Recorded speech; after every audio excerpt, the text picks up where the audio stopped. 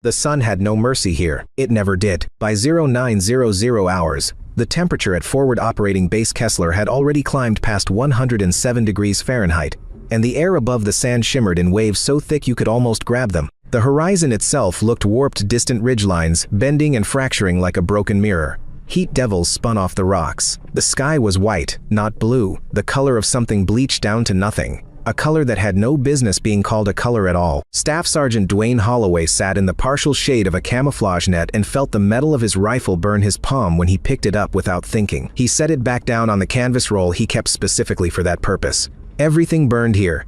Gun barrels, canteen lids, the buckles on your vest, the sand itself, if you knelt in it long enough, found its way into the smallest gaps in your gear and stayed there, grinding. They'd been at this position for 11 days. 11 days of watching a ridgeline that watched them back. The Marines of Bravo Company, 1st Battalion, 7th Regiment, were not men who complained easily. Holloway had served with most of them for years. Corporal Jesse Tamboli, loud, big-shouldered, and constitutionally incapable of silence, had been on 3 deployments before this one. Lance Corporal Derek Foss, the youngest in the unit, 22 years old and still not quite done growing, had already developed the 1,000-yard stare that the older men sometimes noticed on him and said nothing about. Gunnery Sergeant Marcus Price ran the unit's operational tempo with the calm efficiency of a man who had decided very early in his career that fear was simply a budget he couldn't afford. And then there was the commander, Major Carl Whitmore. Whitmore was 51 years old, silver-templed, tight-jawed, with a kind of posture that came from decades of deliberate cultivation. He'd earned his position through 3 combat tours in 2 theaters, and he wore it the way a good coat wears it. Fit him perfectly, and he never took it off. He was studying his maps when the vehicle rolled in. A single transport, dust-coated, standard issue. 2 figures stepped out. One was a logistics specialist who immediately began transferring supply crates to a waiting detail. The other was a woman. She was young, mid-20s, maybe. Pale, with dark brown hair pulled tight and secured beneath her cover. She wore standard issue utilities that fit her like they'd been made for someone else. Nothing about her read operator, nothing about her read combat experienced. She carried a duffel, a data tablet, and a hard case long, olive drab, latched shut that she set down beside the supply area without ceremony. Private First Class Calvin Drake was the first one to notice her. Drake was 25, from somewhere in Tennessee, and had an opinion on everything that moved within 100 feet of him. He nudged Tamboli with his elbow. "Who's that?" Tamboli looked up, squinted. "Tech support, probably." "What's in the case?" "Probably a laptop." She unlatched the case. It was not a laptop. The rifle inside was old. Not vintage old in the way a collector might value. Old in the way of something that had been used very seriously for a very long time, maintained with a care that bordered on obsession, and stripped of everything cosmetic that hadn't served a function. The stock was worn smooth in the grip areas. The barrel had seen refinishing at some point. You could tell by the slight difference in finish between it and the action. The scope was mounted low, old model glass, the kind that came without digital readouts or ranging lasers or any of the ambient computing assistance that modern optics offered. It looked, in the frank estimation of every man watching, like someone's grandfather's deer rifle. Drake laughed first. It was the kind of laugh that spread easily, and it did. "Get a look at that," Tamboli said, not quietly. "Straight out of a museum." Foss craned his neck. "That thing still fire?" "Probably fires once and the whole thing falls apart." 300 meters. Maybe. If the wind's right. The woman did not look at them. She crouched beside the case and began a methodical inspection of the rifle, running her fingers along the barrel, checking the bolt, examining the scope mounts with a patience that seemed perfectly insulated from the noise around it. She pulled a soft cloth from a side pocket of the case and began to wipe fine grit from the lens covers. Holloway watched her from the shade. He said nothing. Price appeared at the edge of the net, glanced at the woman, glanced at the men laughing, and said, flatly, "Back to your sectors." The laughter didn't fully stop. It just moved back to where it came from. Major Whitmore emerged from the command post, took one look at the woman and the rifle, and called over the logistics specialist. 30 seconds of quiet conversation, then Whitmore turned and went back inside, and from his expression, it was clear he'd been told exactly what he already suspected. She was attached, technical support, civilian, adjacent, not a trigger puller. Holloway kept watching her. She didn't seem to notice, or didn't seem to care, which in his experience amounted to the same thing. When she finished the inspection, she closed the case, stood, and looked out at the ridgeline. She looked at it the way he'd seen very few people look at terrain, not as a landscape, not as an obstacle, but as a problem with structure. She was reading it, and she did this for 4 minutes without moving, without speaking, without pulling out a rangefinder or a map or a tablet, just looking. Tamboli walked past her on his way to the vehicle maintenance area and said, without particular cruelty, just the casual dismissiveness of a man who had categorized her completely, "Don't wander out past the wire. Support. Gets hot out there." She didn't respond. She was still looking at the ridgeline. Her name was on no active roster that Price could locate. This was not unusual for certain attachments personnel whose status was managed through channels that didn't intersect with standard battalion record-keeping. What he did find was a name on the logistics manifest. Cassidy Wren. No rank listed, no MOS code, just the name, a unit designator that matched no formation currently in theater, and a notation that read, "Technical Advisory, Mission Specific." Price showed the manifest to Whitmore. Whitmore studied it for a moment. "Where'd she come from?" "Doesn't say." "Sir, who authorized the attachment?" "Regimental S3. Signed off 5 days ago." "I didn't see it until now because it came through logistics rather than personnel." Whitmore handed the manifest back. "Keep her out of the way." "Understood." She didn't try to get in the way. That was the thing Holloway kept noticing. Most people, when they arrived somewhere they didn't quite belong, either overcorrected, inserted themselves, tried too hard to prove relevance, or retreated entirely into invisibility. Cassidy Wren did neither. She occupied exactly as much space as she needed, moved through the FOB with the unhurried efficiency of someone who had been in austere environments before, and asked for nothing she wasn't going to use. She ate with the enlisted men at the makeshift chow setup and said almost nothing. When Drake tried to engage her in conversation about the rifle, trying to pry some reaction out of her, some defensiveness he could prod, she answered his questions in 3 words or fewer and turned her attention back to her food. "Where'd you get it?" Drake asked, meaning the rifle. "Inherited it," she said. "From who?" She looked at him steadily.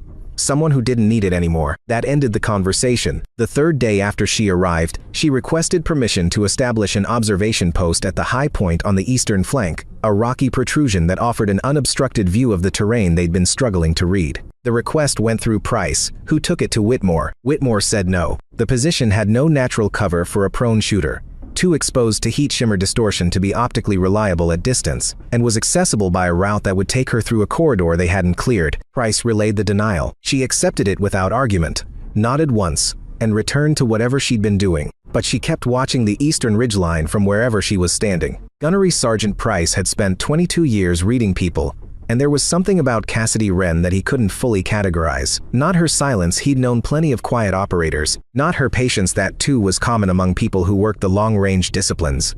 It was something else. The way she looked at the terrain, the way she looked at nothing in particular, when the distant crack of a round echoed in from somewhere and everyone else flinched or scanned or called out contact, and she just tilted her head slightly, like a person trying to identify a sound in a piece of music. She was listening to the echo. He'd seen that done by exactly one other person in his career. He filed the observation away and said nothing. 2 days later, the situation became impossible to ignore. The first indication that something was wrong came at 1,347 hours, when Lance Corporal Foss's team returned from a route reconnaissance with 2 casualties, neither killed, but one with a hit to the shoulder and one with a wound to the thigh. Both clean shots. Both from a direction that the team had assessed as clear. The second indication came at 0600 the following morning, when a burst of fire from the eastern ridgeline pinned a logistics team in the open for 40 minutes before they could withdraw. The third indication was the drone. Bravo Company had 2 ISR drones available, small quadrotor systems, excellent for terrain mapping and position spotting in normal conditions. In this heat, over this terrain, with this air density, the thermal optical sensors were degraded. Not useless, but degraded.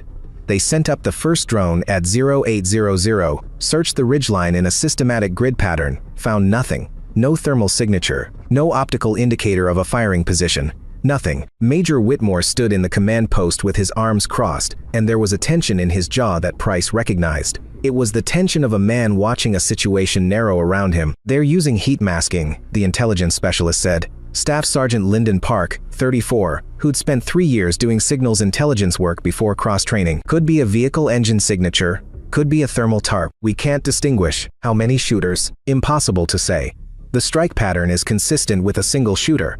But at these ranges and with these intervals, I can't confirm." Range estimate? Minimum 1,500 meters based on the round characteristics and the time of flight data from the impacts. Could be considerably farther. Whitmore stared at the map. "Our sniper team?" Sergeant First Class Owen Bauer commanded the battalion's assigned sniper element himself and one partner, Corporal Nate Riordan. Bauer was good. He'd had confirmed engagements at 1100 meters, which for a Marine sniper in conventional deployment was respectable. Bauer says he can't get a firing solution, Price said. Too much heat distortion at range. His scope is throwing mirages at anything beyond 800 meters. His targets are literally bending. What about compensating for the distortion? He's tried. The target's signature keeps breaking up.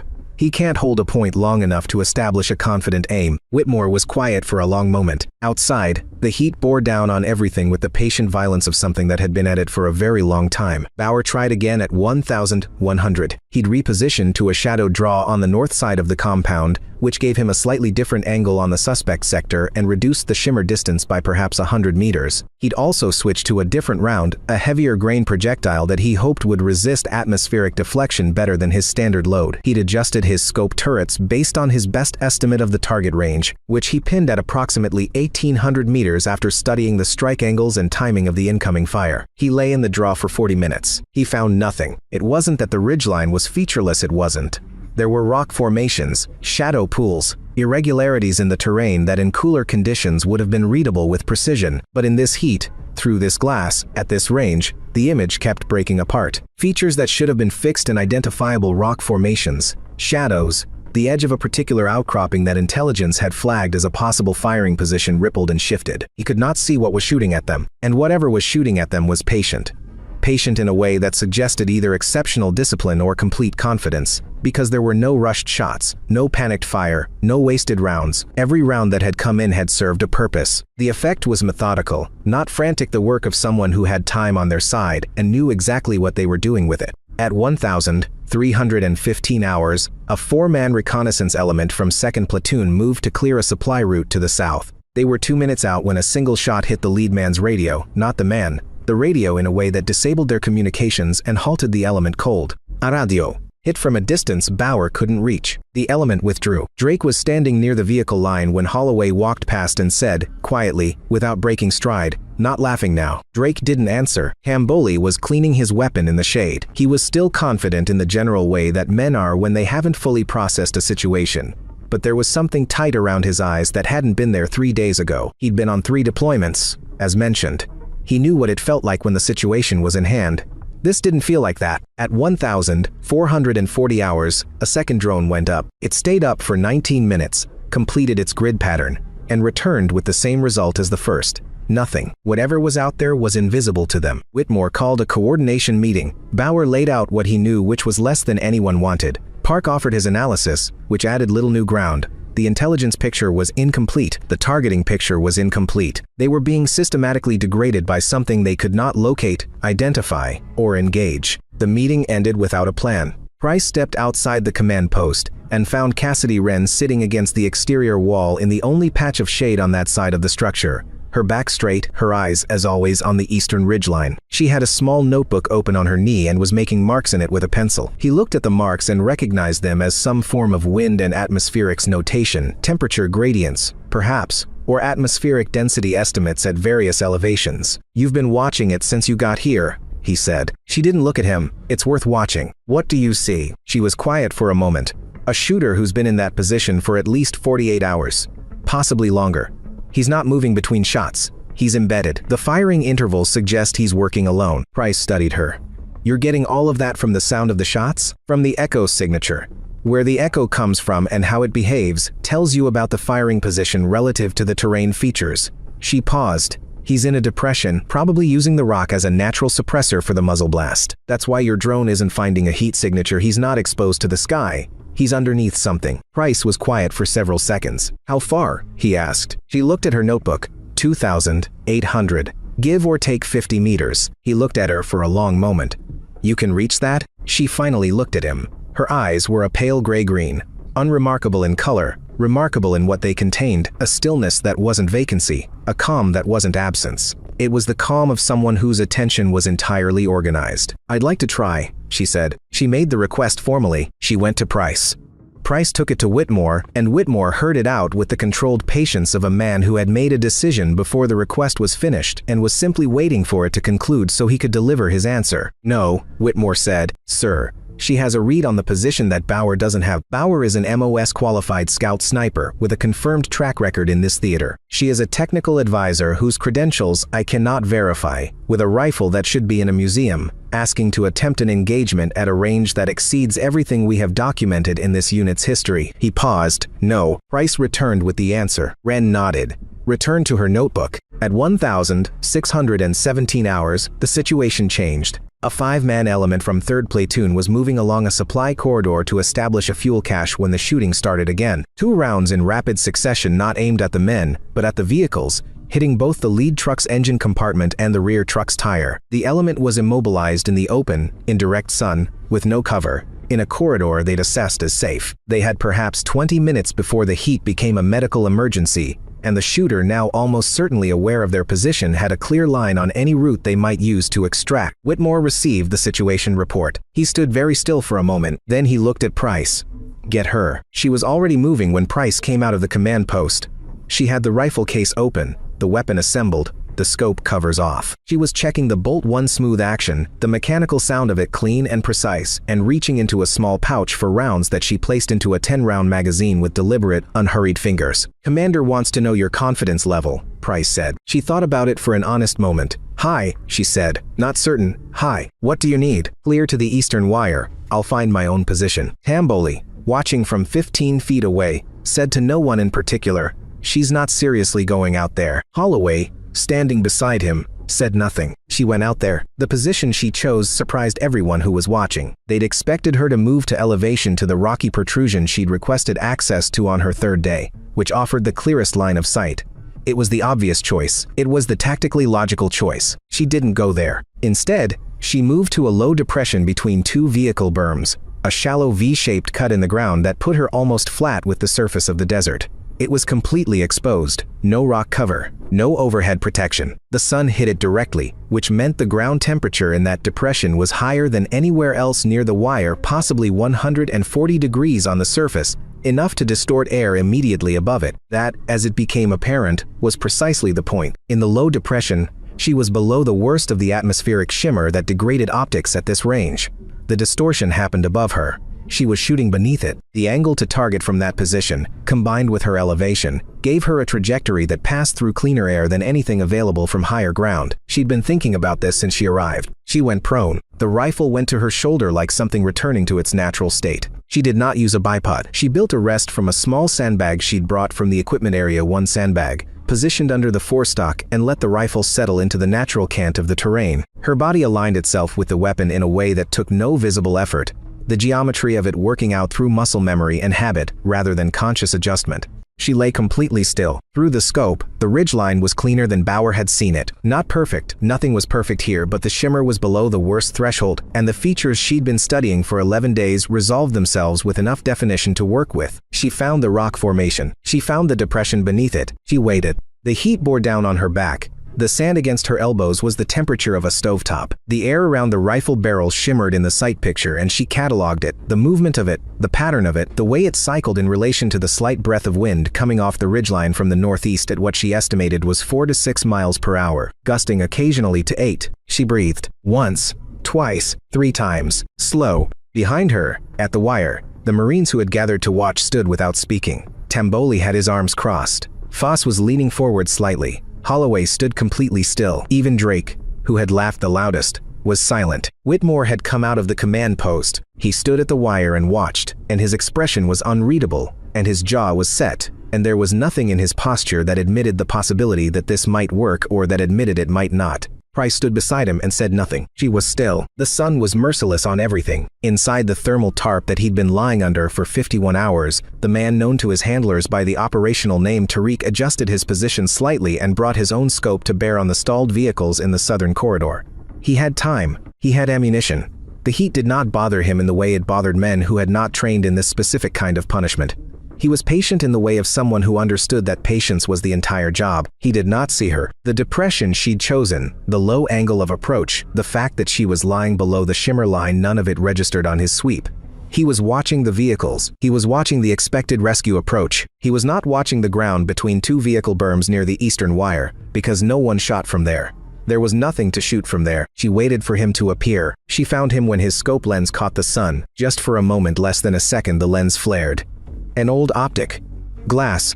Not modern coated polymer. She'd been watching for exactly that, knowing that a shooter in that depression would have to elevate his weapon to engage the corridor, and that elevation would change the angle of the scope relative to the sun, and that if the sun was right, and she was patient enough, there.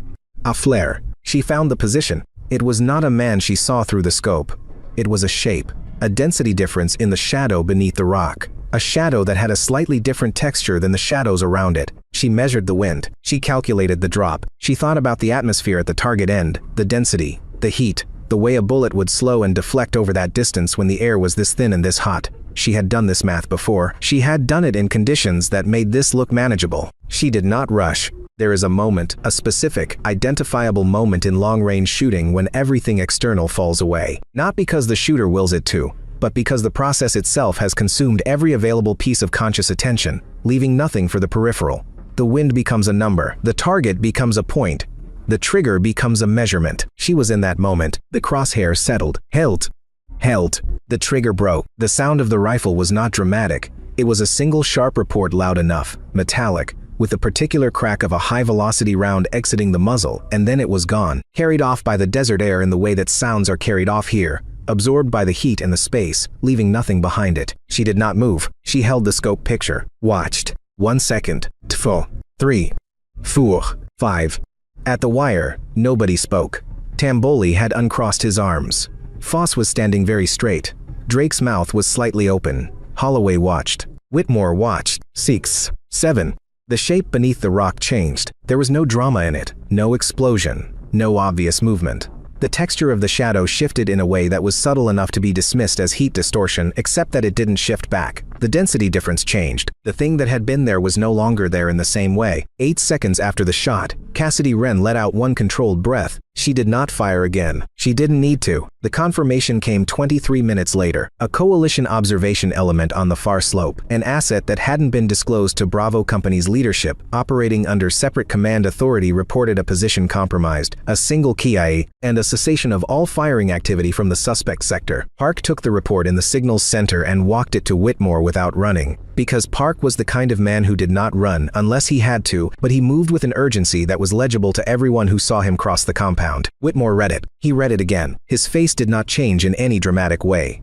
But the color went out of it, not from shock, or not only from shock, from recognition, from the arithmetic of what had just happened catching up with him all at once and presenting him with a sum he hadn't expected. He walked to the wire. She was still in the depression, beginning the process of breaking down the rifle, methodical, no wasted motion, the scope covers going back on, the bolt being eased back, the round in the chamber extracted and set aside. She worked with the same unhurried precision she'd shown when she arrived, as if nothing of particular significance had just occurred, as if this were simply the end of a task that needed to be completed properly. Park fell in beside Whitmore. Range confirmation from the coalition asset, Park said, his voice controlled. 2,763 meters. Whitmore didn't respond. Sir, Park said carefully. That's the longest confirmed engagement in this battalion's documented history by approximately 900 meters. Whitmore said nothing. Behind them, Tamboli had heard. He stood very still.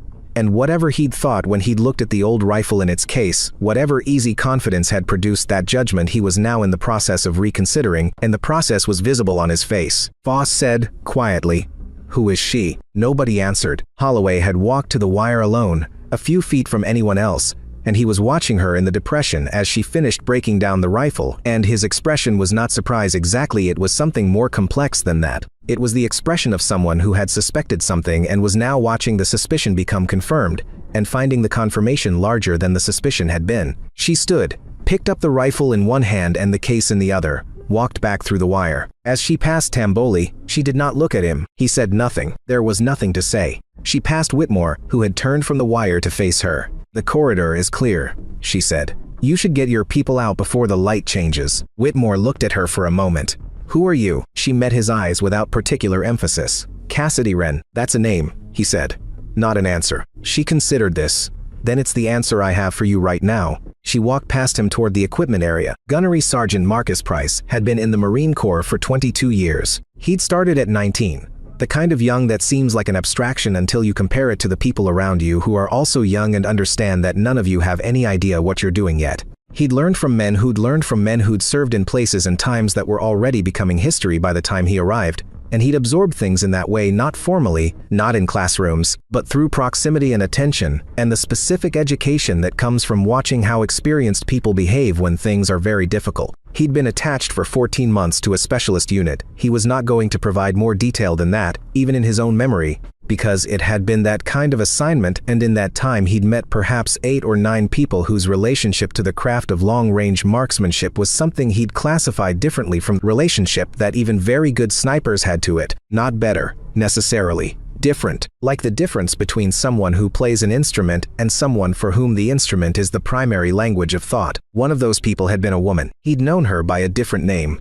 The name didn't matter anymore, and he wasn't certain it had ever been real. She'd been young, genuinely young, 23 or 24, and she'd worked in environments that required assets whose profiles were, by design, deniable. The kind of work that didn't generate paperwork. The kind of work that, if you looked for the record of it, found nothing. He'd seen her shoot once, just once. He'd seen the distance, and he'd never heard anyone discuss it afterward, because there was no authorized venue in which to discuss it. Standing now in the compound, watching Cassidy Wren walk toward the equipment area with her rifle case in her hand, Price did the mathematics of age. If she'd been 23 or 24 then, and that had been 8 years ago, she'd be 31 or 32 now. The woman walking away from him, the same economy of motion, the same particular quality of stillness, the same way of occupying the space around her without declaring it fit that arithmetic. He didn't follow her. He'd been in this work long enough to understand that some things are not for following. Instead, he went to find Foss and Tamboli and the others and began the process of extracting the stalled element from the southern corridor, because the corridor was clear now and there were people out there who'd been sitting in 110-degree heat for the better part of an hour,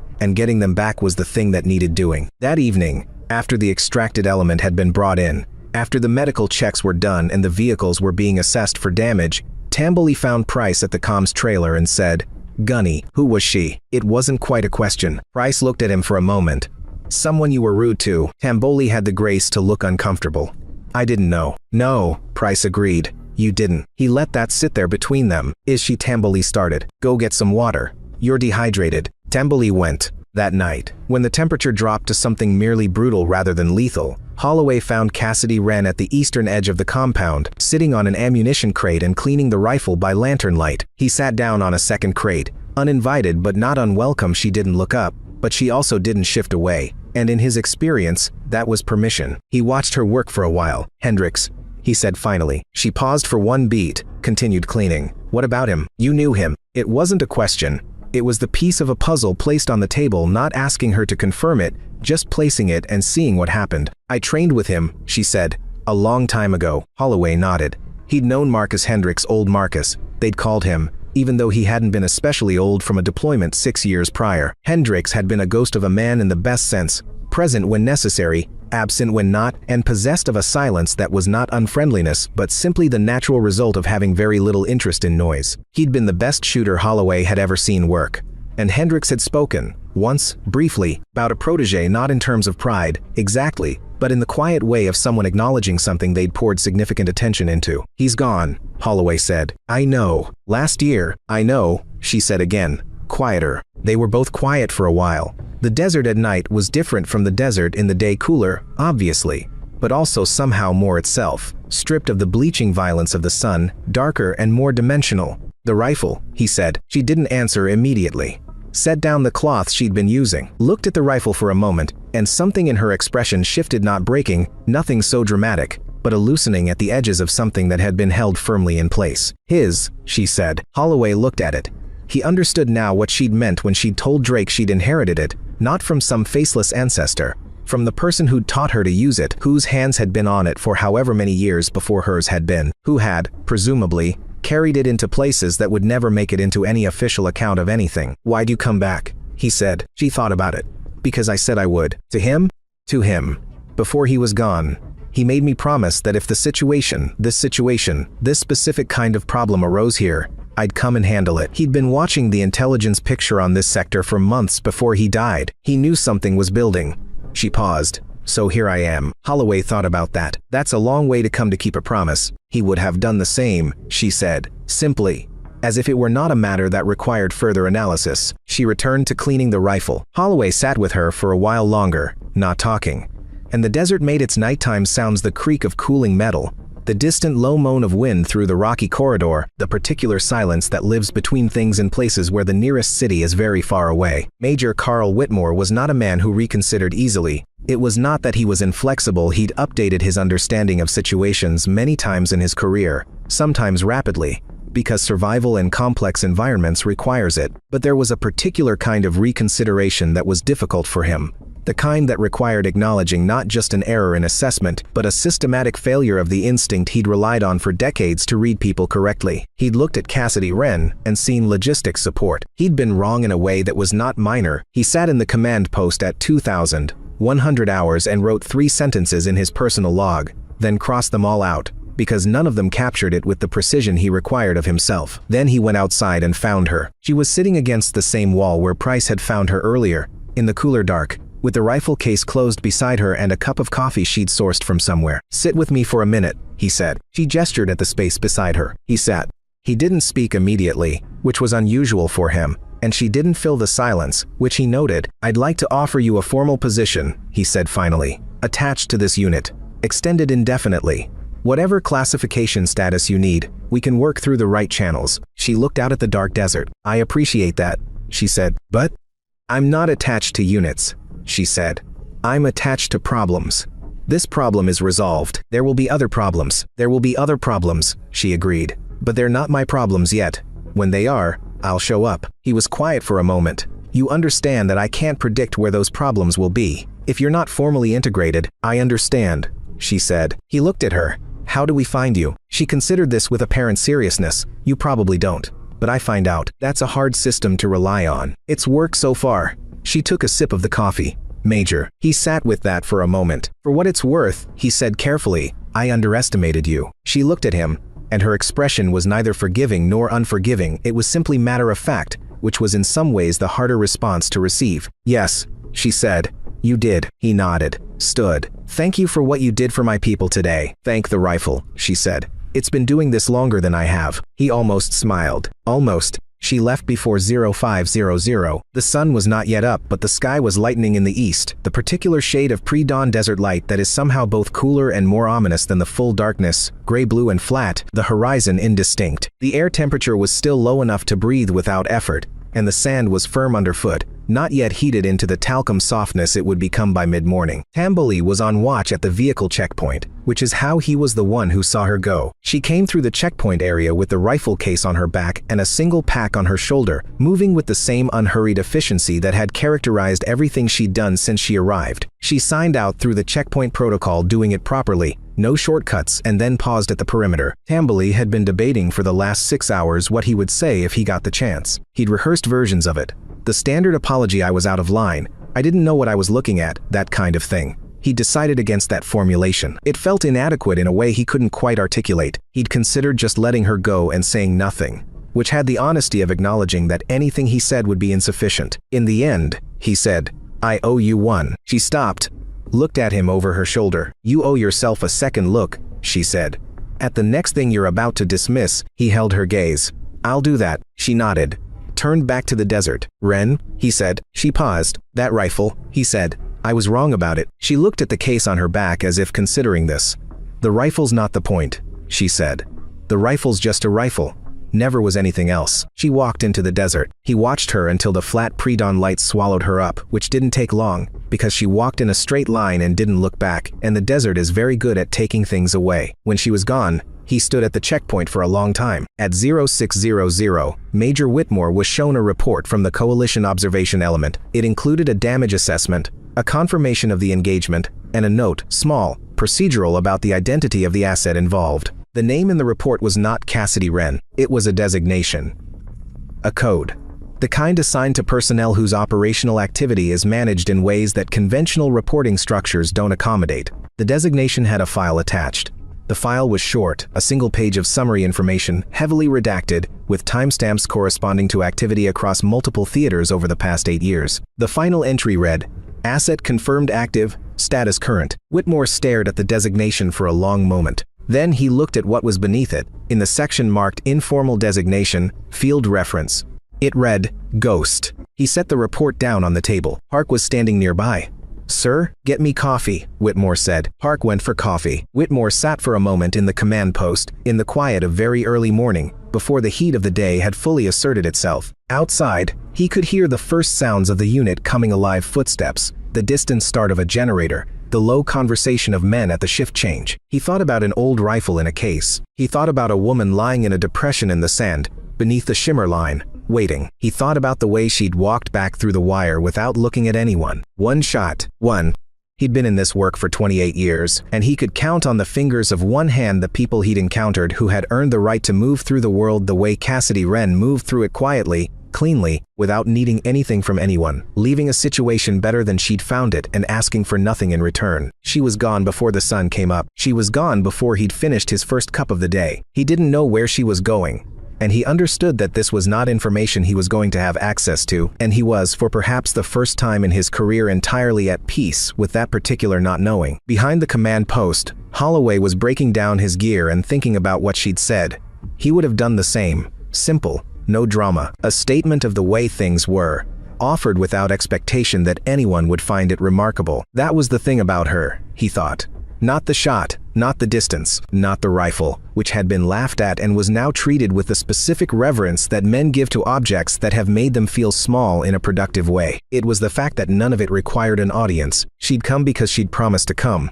She'd done what she came to do. She'd left. Hambly, coming off watch, passed Holloway in the early light and said nothing, which was its own kind of statement. Foss, 22 years old and still not quite done growing, sat on an ammunition crate and looked out at the eastern ridgeline and thought about what it meant that something you couldn't see and couldn't locate and couldn't reach had been ended by a woman lying in the sand with a rifle everyone had laughed at. He didn't know what it meant exactly, but he thought he'd spend some time not being so sure about things before he looked at them closely. He thought about the way she'd sat in the depression in the sand flat against the earth, patient beyond what he could imagine sustaining, and he thought about the 40 minutes the stalled element had spent in the heat of the southern corridor not knowing if help was coming. He thought about the single sound that had ended all of that, a single report, carried off by the desert air before anyone had fully processed it. And then the waiting. He thought about the waiting most of all, because the waiting was the thing that had exposed the gap. They'd waited behind their optical systems and their advanced platforms and their thermal drones, and none of it had worked. And she'd waited in the sand with an old rifle and a notebook full of pencil marks, and when the moment came, she hadn't needed to wait at all. He wasn't sure what the lesson was, exactly. Maybe the lesson was that competence doesn't carry a timestamp. That what a tool can do doesn't always announce itself on arrival. That the most dangerous assumption is the comfortable one, the assessment made before the evidence is in, held with such confidence that the evidence never gets a fair hearing. Or maybe the lesson was simpler than that. Maybe the lesson was, pay attention. Look again. Look longer. Look at what's actually there rather than what you expected to find. The sun came up. It came up over the ridgeline that had harbored a shooter for 51 hours, and it illuminated the depression between the vehicle berms where a woman had lain for a long, patient time and done a thing that would not appear in any after-action report under her name, because her name was not the name in the report, and the report used a designation that most of the men in this compound had never seen before, and would probably never see again. The desert, as it always did, resumed its violence. Heat rebuilt itself over the sand in slow, invisible layers. The air above the ground began to waver and distort. The white sky asserted itself over the pale blue of early morning and drove the blue away entirely. The metal surfaces of the vehicles began to warm toward the temperatures that would make them painful to touch by 0830, and somewhere in the pale early light, moving through terrain that accommodated her because she moved through it correctly at the right pace, through the right corridors, reading the ground the way she read everything, which was to say completely. Cassidy Wren was already somewhere else. The rifle was still on her back. The desert sand from the depression was still ground into the fabric of her utilities. There was a mark on her left elbow from the surface temperature, not a burn, just a reddening, the kind that would fade in a day or two. She hadn't mentioned it. The rifle had not been cleaned of this desert yet. It would need to be, soon. She was particular about that, about not letting one place's dust carry over into the next. Each environment had its own chemistry. You cleaned thoroughly between them, There were other deserts. There were other problems that had not yet become her problems. Until they did, she moved through the early morning light, one step and then the next, going wherever she was going without announcement or ceremony or the need for either. The rifle on her back was just a rifle. It had always been just a rifle. But it was old, and it was maintained with a specific kind of love that only comes from understanding, and it had been in the hands of people who knew what they were doing, and it would go on being what it was, regardless of whether anyone laughed at it or knelt before it. That was, in the end, the only thing it had ever asked. Don't ever judge a rifle until you know who's holding it. Last thing she said before the desert took her.